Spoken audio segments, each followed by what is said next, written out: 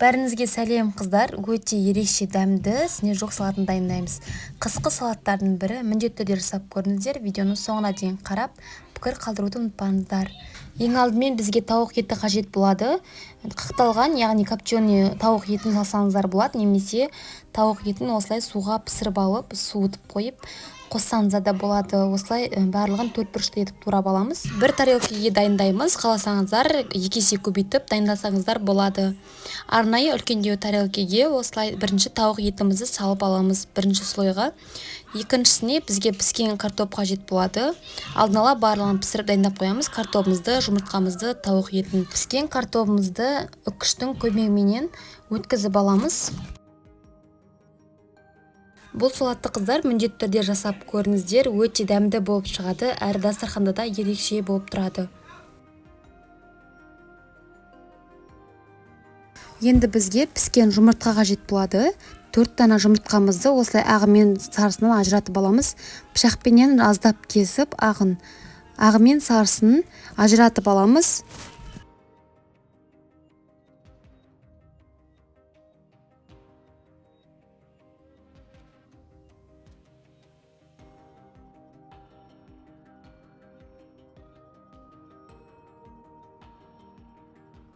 Жұмыртқаның ағын үккіштің кішкентай көзіменен өткізіп аламыз. Қазір бізге салатымызға бетіне себуге қажет болады.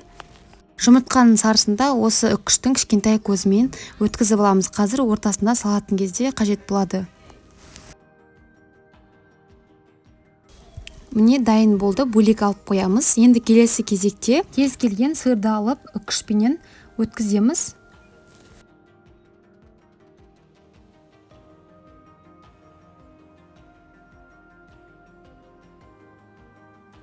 Біздің сырымыз дайын болды, қыздар, бөлек алып қоямыз. Қазір енді біз осы тауық етінің үстіне пакетте майонезімізді салып алып, кішкене тесіп, осылай үстіне сеуіп шығатын боламыз. Келесі кезекте үстіне картопымызды осылай салып шығамыз. Барлығын салып, жан-жақтарын барлығын тегістеп шығамыз.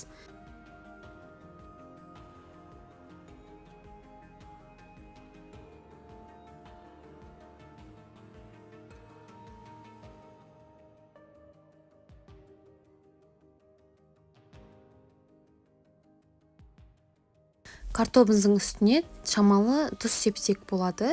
Қазір жеген кезде де біздің картопымыз дәмсіз болмас үшін енді пакетке салып қойған жаңағы майонезімізді осылай үстіне тағы да сеуіп шығамыз.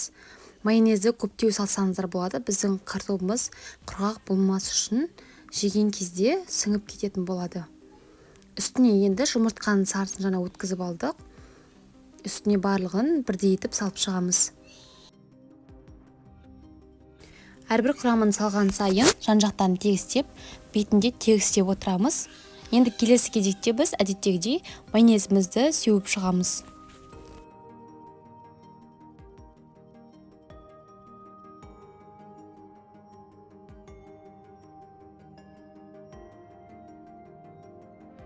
Дайындап қойған сырымызды үстіне салып шығамыз. Көріп тұрғаныңыздай, қыздар, ешқандай қиындығы жоқ. Сырды саламыз, үстіне содан кейін тағы да майонез жүргізетін боламыз.